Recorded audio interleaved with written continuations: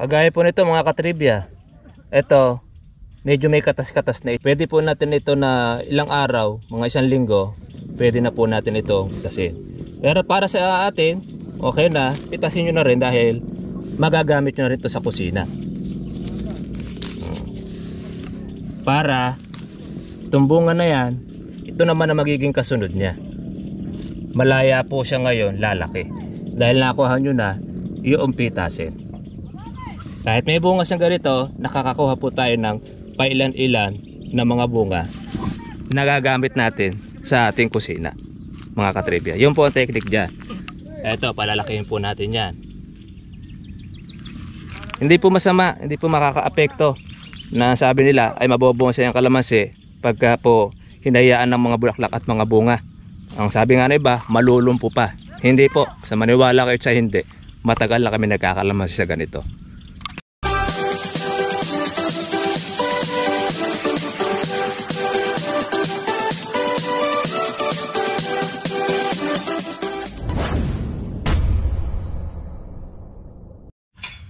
Sige mga ka-farmers, tayo po ay mag-almusal muna mga katribya. At ito po yung ulam po natin, yung ating pinaritong boneless bangus. Ayan. Salamat po sa taga Batangas. Yun po yung kanyang naibigay. Siyempre yung gulay Baguio naman. Ayan. At siyempre yung saging. Baka magtampo naman sa Baguio. Kaya salamat po sa taga Baguio nagbigay po sa atin ng gulay. Yan po ngayon ang ating ulam. Tsaka yung ating bangus, boneless bangus. Nagbigay po yung kinukunan po natin ng punla. So mga katribya, kain muna po tayo ng almusal para po doon sa ating trabahong gagawin ngayong umaga. Ang gagawin po natin ngayon ay mag-aabono tayo ng ating bagong tanim na 15 days. Nalagyan na natin ng abono. Kaya tuturo natin sa inyo yung pamamaraan ng paglalagay ng abono. At syempre, makikita rin namin sa inyo ang dahilan kung bakit hindi na po natin kailangan alisin ng bulaklak at bunga yung mga maliliit na kalamansi. Bakit ang karamihan na sinasabi, alisin na yung bunga at alisin na yung bulaklak doong kalamansi para hindi daw mabonsai. Hindi magdiretso ang paglaki nito. Biyayang araw sa inyo mga katribya. Welcome po kayo sa aking YouTube channel. Ngayon pong umaga ay ito po ay 15 days na itong ating batang kalamansi, itong katatanim. Mag-a-apply na po tayo ng abono gaya po ng ating tutorial na kailangan ay masubuan na po natin sila lang ng pagkain. At yung paraan po ng pag-aabono ay atin po ituturo sa inyo kung gaano po karami para at least meron kayong idea doon po sa mga merong bagong tanim ng kalamansi. So mga ka-farmers, konti lang po yung ating abono. Siguro ito baka hindi po ito maubos or paunti-unti. Itong lalagyan natin ng abono na bagong tanim ay nasa 700 piraso. Kaya ito, kakasyahin natin siya. Kaya habang maliit pa itong punla, hindi pa po malakas po sa abono yan. Lalagyan po natin. Ito po yung pamamaraan na atin pong gagawin. Panoorin po ninyo para po sa atin pong mga bagong may tanim ng kalamansi para maingatan po ninyo ang inyong kalamansi na huwag masaktan. Kasi ang abono, pag yan po ay nadikit sa puno, delikado ang inyong kalamansi. So, pisa na po tayo ng ating paglalagay mga katribya. Samahan nyo po ako ngayon sa ating paglalagay at ipakikita ko rin naman po sa inyo bakit hindi na kailangan nating alisin ang bulaklak at mga buko ng ating kalamansi pagka bata pa lang. Totoo nga ba na hindi lalaki ang kalamansi pagka hindi tinanggal po ang bulaklak tsaka bunga habang ito ay bagong tanim?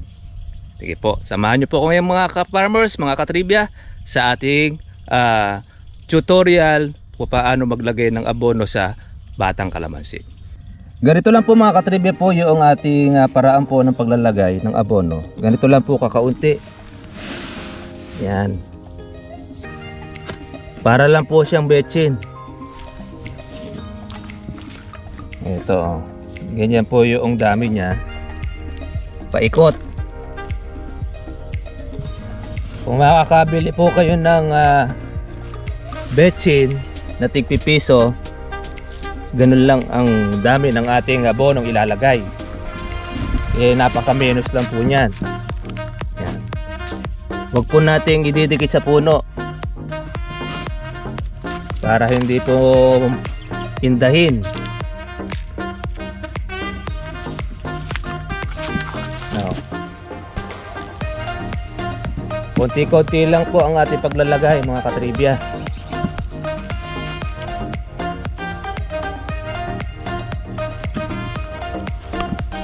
Ayan o, may mga buko po siya maliliit.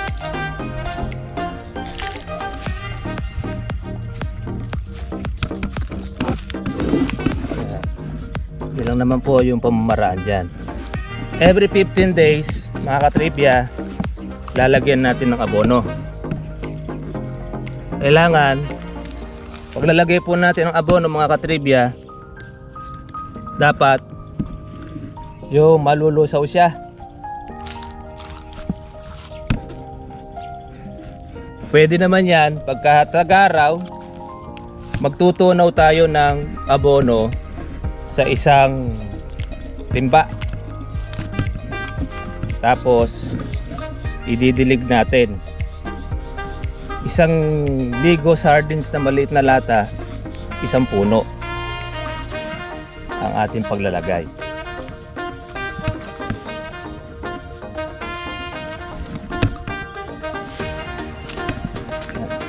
Ganyan lang po kasimple. Iwasan po natin malagyan ng dahon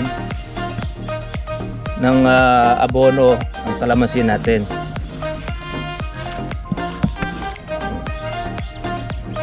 Dahil yung abono mainit yan, nakakapatay siya, nakakaluto ng dahon. Bawa gaya ng ganito, papagpag lang natin yan. Yan po yung ating paraan ng paglalagay. Pwede yung tatsulok na paikot ang paglalagay natin.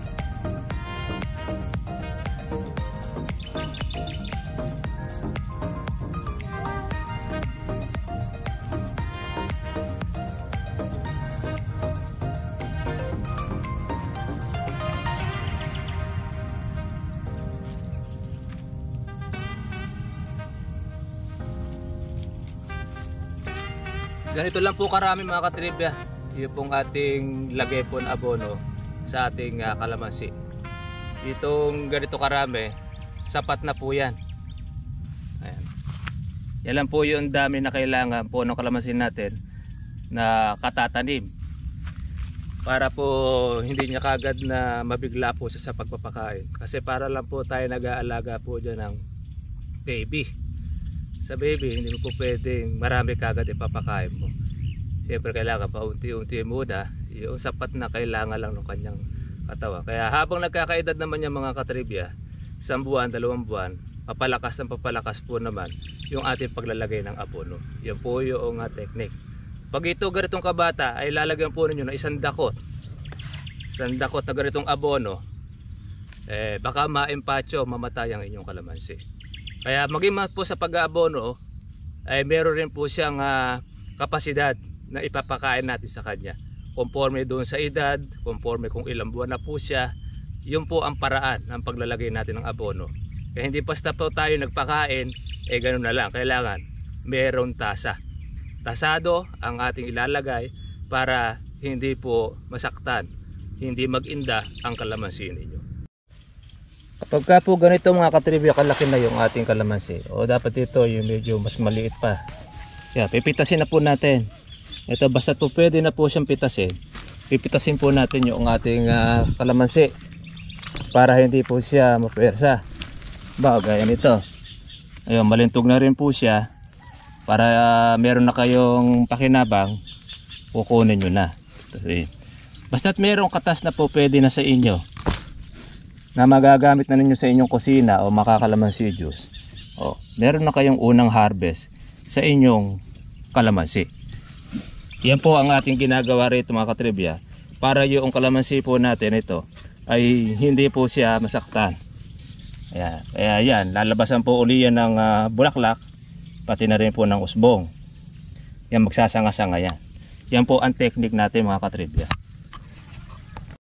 Kagaya po nito mga katribya, ito medyo may katas-katas na ito. Pwede po natin ito na ilang araw, mga 1 linggo, pwede na po natin itong pitasin.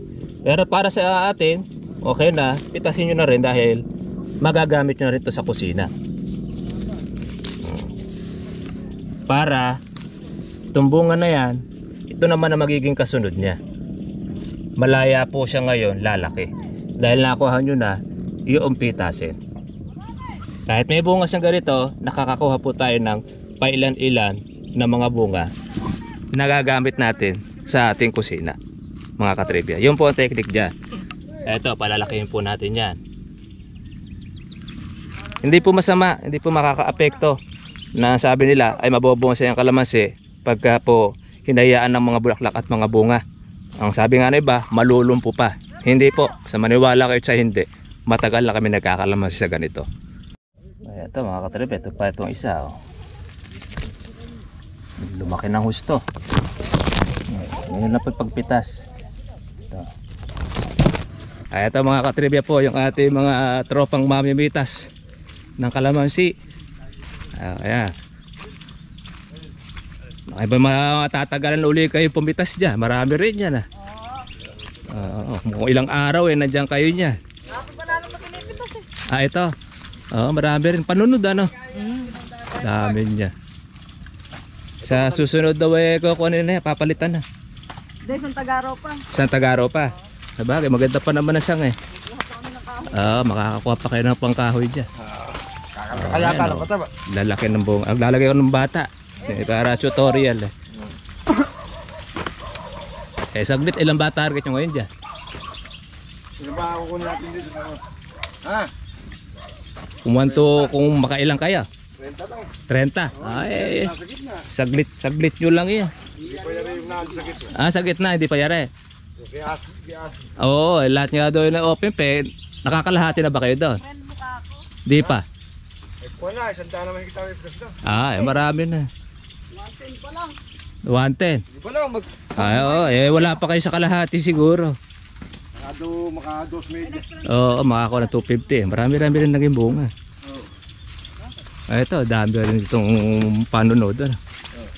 Ayan, mga katribya. Shoutout natin ang ating mga tropang mamimitas ng kalamansi. Ang target po nilang pitasin ay 30 dito sa ating kapitbahay. Medyo may edad na rin po yung kanyang kalamansi at ayun, nauna tayo magpatay sa kanya. Dahil ito paano maganda-ganda pa naman ang kanyang kalamansi mga katribya. Kaya pagka halimbawa patay na yun, malalaki na itong ating kalamansi. Tuloy po tayo ngayon ulit sa ating pong pagpapataba. Pasensya na po kayo mga katribya. Pawis-pawis po tayo. Ganyan po ang buhay ng mga farmers. Pawisin. Kaya naman nun healthy. Hindi mo na siya kailangan mag-jogging-jogging, magpapawis. Pagka farmers, mamimitas ka. Pagka kalamansi, talagang prone tayo sa pawis. Alam nyo ba mga katribya kung bakit sinasabi po noong iba na mga nagtitinda rin ng punla? Hindi naman po lahat, pati na rin po yung iba na mayroong may kalamansian, na kapag ka po tinanim ang ating kalamansi at bagong tanim po yan, ay kailangan po nating alisin po yung bunga at bulaklak. At habang yan ay namumulaklak at nagbubunga, tuloy po ninyong nilalagas, hindi po pinalalaki. Ang karamihan, ang kanilang sinasabi, hindi lalaki ang kalamansi, mabobonsai. Yun ang kadalasan na ati pong naririnig doon sa ibang mga nagtitinda ng pula. At yun din naman doon sa mga magkabi-kabilan na merong kalamansian. Alam niyo po mga katribya, babaguhin po natin yung pananaw po ng iba ukol sa ganun na isang bagay na hindi po magandang pananaw. Dahil ito, sineshare namin sa inyo, binabahagi para meron po tayong idea, meron kayong kaalaman.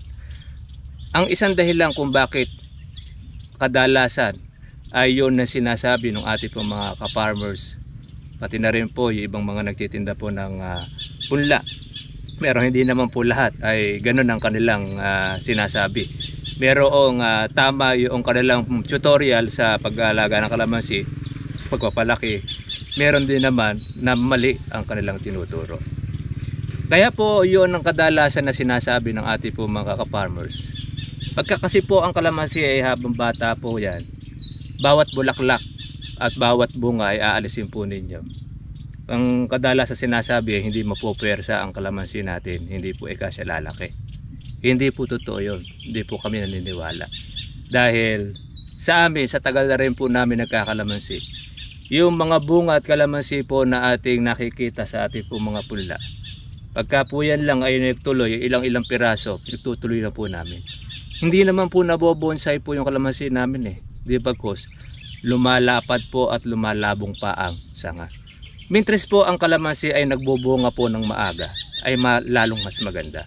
Dahil tama po na yan ay nakokontrol po niya kaagad yung paglaki ng isang kalamansi. Kaya sa loob po ng isang taon ng kalamansi, sa halip na siya po ay tumangkad, bumibilog po siya at mas madali po siyang mapitasin.